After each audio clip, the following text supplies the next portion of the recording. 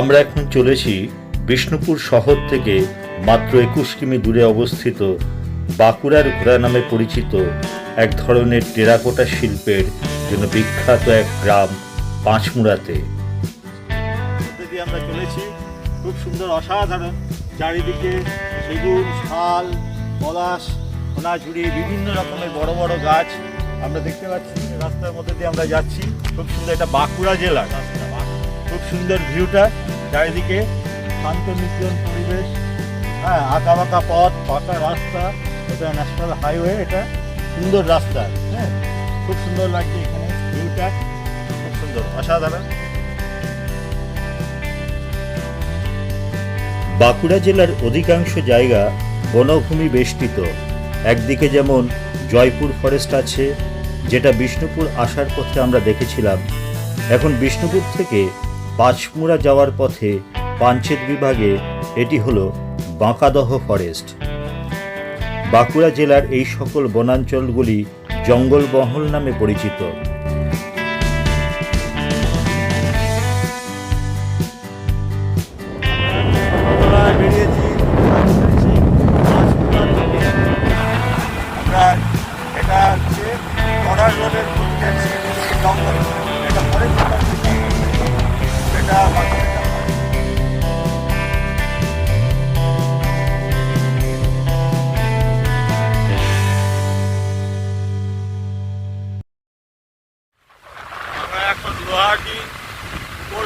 লোহারি, মালনপাড়া এর মধ্যে আমরা চলেছি, এইখানে ফরেস্টের মধ্যে দিয়ে যাচ্ছি আমরা।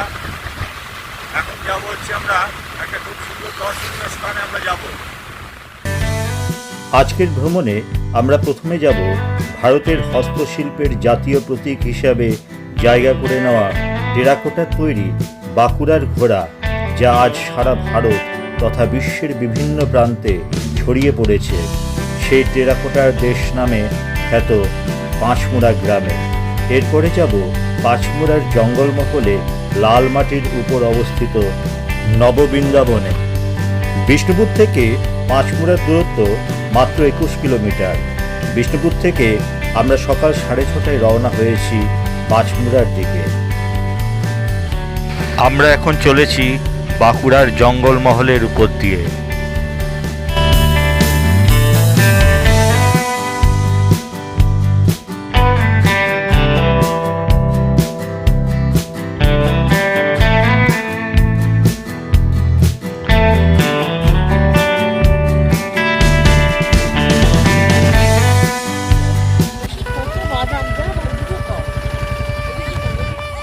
এখন পাঁচমুড়া গ্রাম থেকে আমরা যাচ্ছি,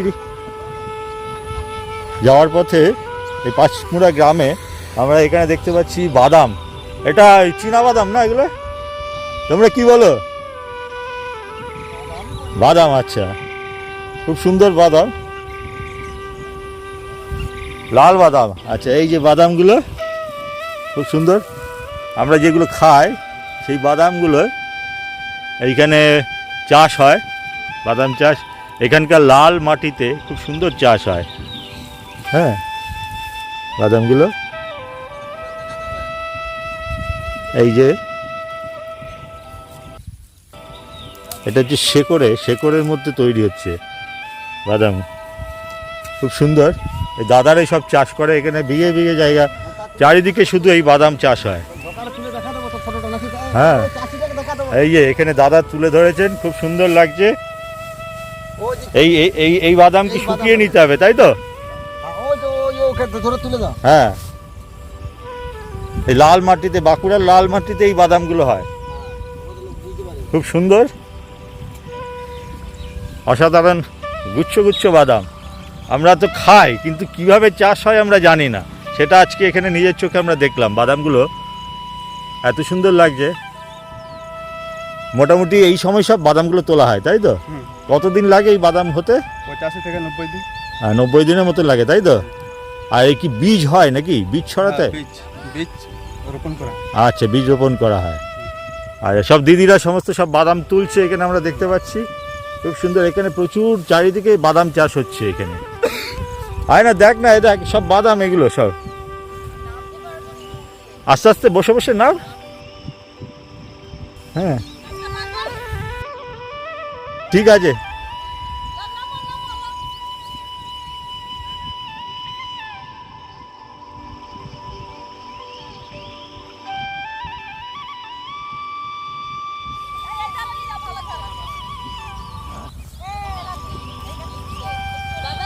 হ্যাঁ, থ্যাংক ইউ দাদা, খুব ভালো লাগলো। এই আমাকে একটা বাদাম দিয়েছে, আমরা নিয়ে যাচ্ছি এখন। এই যে দাদা বাদাম দিচ্ছে, কি সুন্দর। হ্যাঁ, এই যে বাদাম। ঠিক আছে। এখন সকাল 7:30, আমরা এসে গেছি পাঁচমুড়ার বিখ্যাত টেরাকোটা গ্রামে। টেরাকোটা বা পোড়ামাটির শিল্পদ্রব্য আদিম মানব সভ্যতার শিল্প প্রচেষ্টার প্রতীক। রাঢ় অঞ্চলের স্থানীয় লৌকিক দেবতা ধর্ম ঠাকুরের পূজায় ধর্মীয় প্রথা ও অনুষ্ঠানের সঙ্গে এর সম্পর্কের আরও গভীরতর গুরুত্ব বিদ্যমান। বর্তমানে এই টেরাকোটার শিল্পকর্মটি ভারতীয় হস্তশিল্পের জাতীয় প্রতীক হয়ে উঠেছে। পাঁচমুড়া গ্রামের এই শিল্পকর্মটি সারা বিশ্বে লোকশিল্পের প্রতীক হিসাবে এবং গৃহসজ্জার উপকরণ হিসেবে ব্যবহৃত হয়। তোমরা কি তৈরি করছো এগুলো? আজকে এখন তৈরি করছো না বন্ধ আছে কাজ?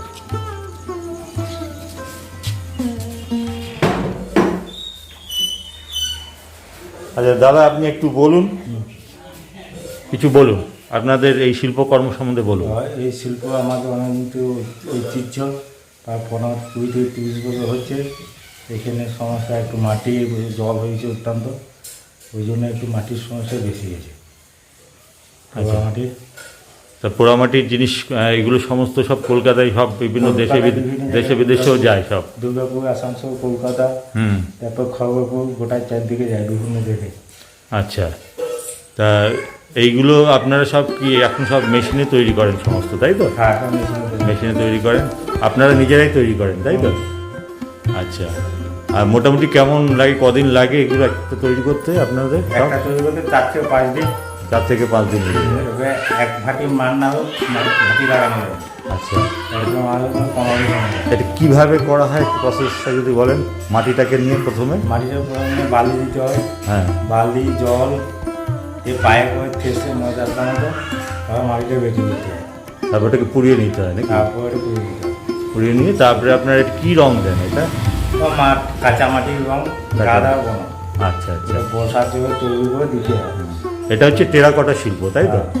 টেরাকোটা শিল্প। আর এই গ্রামটার নাম হচ্ছে পাঁচমুড়া গ্রাম, বাঁকুড়া জেলার পাঁচমুড়া গ্রাম।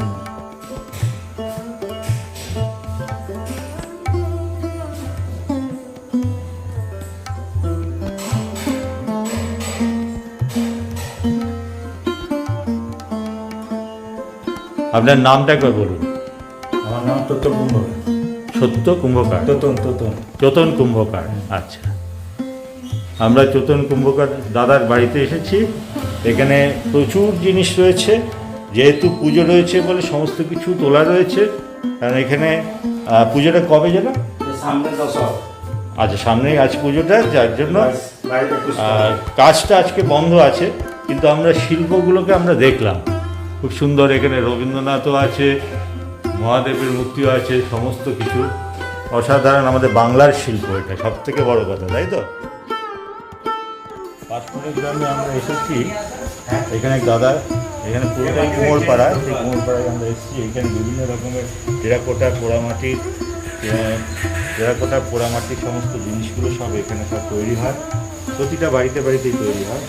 এখানে আজকে যেহেতু পুজো আছে, গাজনের পুজো আছে বলে সমস্ত কাজ বন্ধ আছে, মানে কাজ তৈরি করাটা বন্ধ আছে। আচ্ছা, মাটি এনে আবার কাজ হবে। আচ্ছা আচ্ছা, হ্যাঁ, জল হয়ে গেছে। হ্যাঁ, সেই।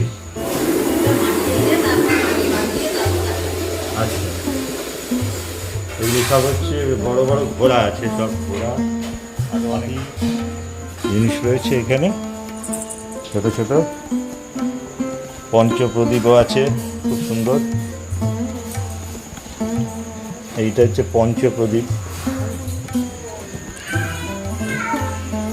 যে প্রদীপ, এটা সাধারণত পিতলের হয়, কিন্তু এখানে আমরা দেখছি টেরাকোটার পোড়ামাটির সব পঞ্চপ্রদীপ রয়েছে।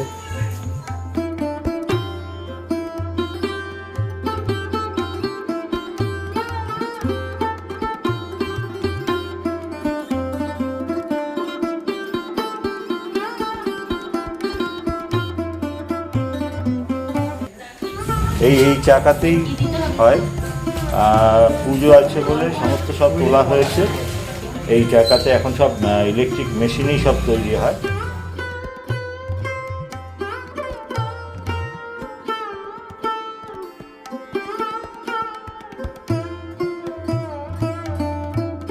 কি সুন্দর টেরাকোটার সব জিনিস বানাচ্ছ, তোমরাই বানাও তাই তো? আচ্ছা, টেরাকোটার সমস্ত এখন তো কাজকর্ম বন্ধ আছে নাকি? কালকে পুজো হয়েছে।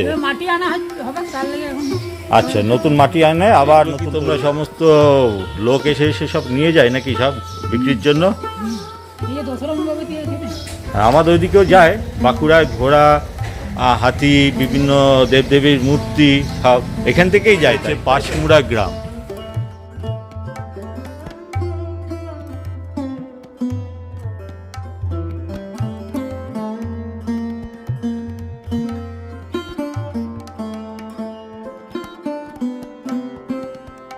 আপনারাই তৈরি করেন দাদা? আচ্ছা, তা এখন তো কালকে পুজো হয়েছে বলে সব বন্ধ আছে কাজ, তাই তো? এবার নতুন মাটি এনে শুরু হবে, তাই তো? আর এমনি বড় ঘোড়াগুলো কিরকম দাম নেন আপনারা? জোড়া, তাই তো? এগুলো সব জোড়াই জোড়া, বিভিন্ন রকমের কাজের উপরে বিভিন্ন রকমের। ভেতরে কি আছে একটু দেখতে পারি? হ্যাঁ, দেখতে পারবো, দেখতে পারবো বুঝি, এটা আমাদের আলাদা। অবশ্যই এটা তো বাংলার শিল্প না? হ্যাঁ, বাংলার শিল্প। এই শিল্পকে তো আমাদের বাঁচিয়ে রাখতে হবে।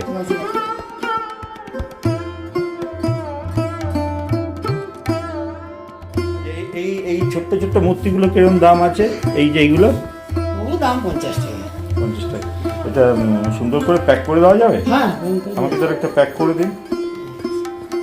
আপনার নামটা বলুন। আমার নাম রবীন্দ্রনাথ কুম্ভকার। রবীন্দ্রনাথ কুম্ভকার, পাঁশমুড়া গ্রামে, তাই তো?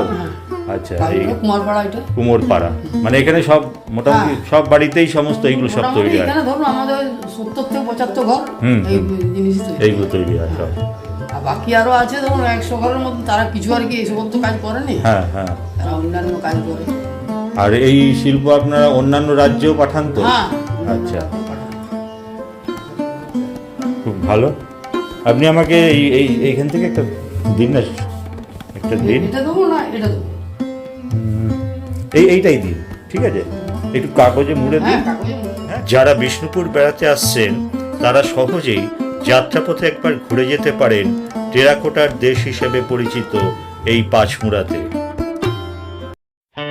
পাঁশমুড়ার টেরাকোটা গ্রাম দেখে এখন আমরা চলেছি পার্শ্ববর্তী গুপ্ত বৃন্দাবনে। সাধ থাকলেও সাধ্যের কারণে শ্রীকৃষ্ণের লীলাক্ষেত্র বৃন্দাবন ধামে যেতে পারেননি অনেকেই।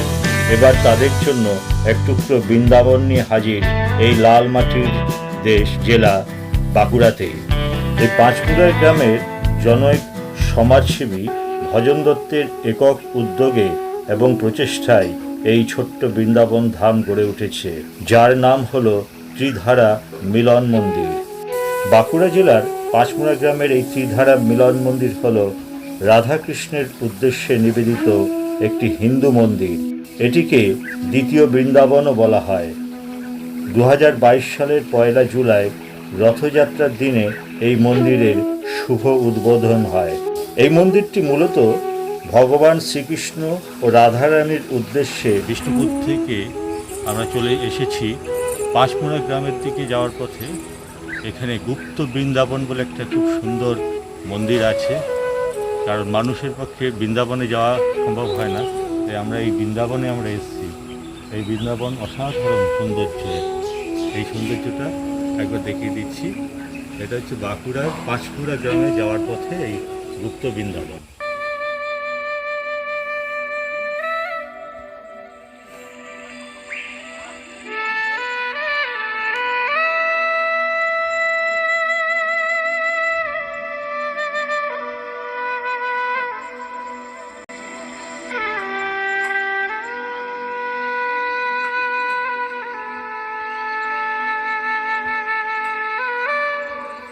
সমস্ত মন্দিরের চারপাশের দেওয়ালে কৃষ্ণের শৈশবের বিভিন্ন দৃশ্য খোদাই করা আছে।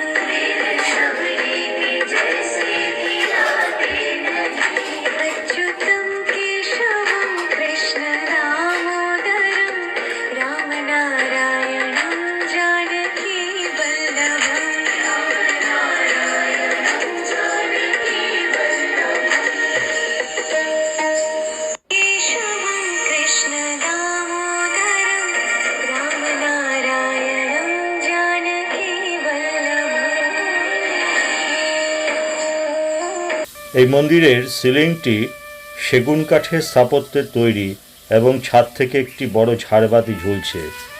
এই মন্দির দর্শন করতে সারা বছর ধরে বাঁকুড়া, বর্ধমান, পুরুলিয়া, মেদিনীপুর সহ কলকাতা ও সারা রাজ্যের বিভিন্ন প্রান্ত থেকে ভক্তগণ উপস্থিত হন।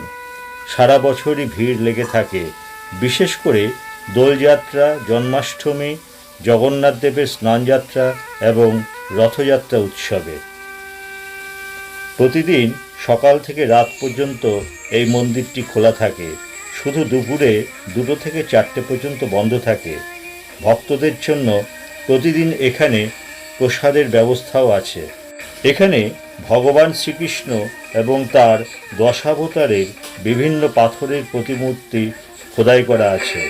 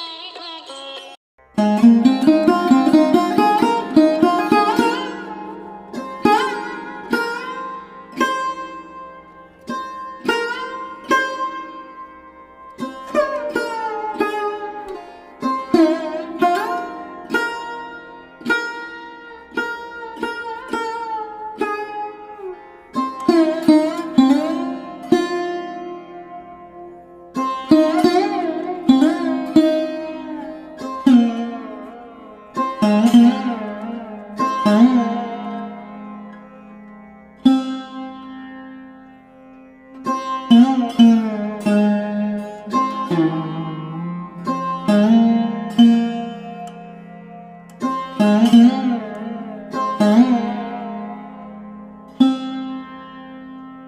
মন্দিরটি মূলত ভগবান শ্রীকৃষ্ণ ও রাধারানীর উদ্দেশ্যে উৎসর্গীকৃত হলেও এখানে শিব, কালী, রাম, সীতা, হনুমান, চৈতন্য মহাপ্রভুর মূর্তিও আছে।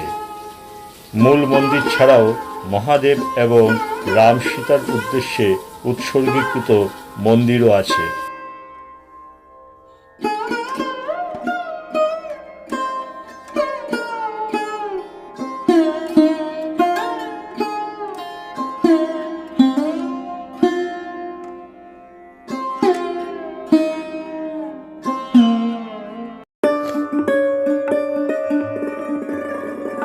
যারা বিষ্ণুপুর বেড়াতে আসছেন তারা সহজেই যাত্রাপথে একবার ঘুরে যেতে পারেন টেরাকোটার দেশ হিসেবে পরিচিত পাঁচমুড়ার এই নববৃন্দাবনে।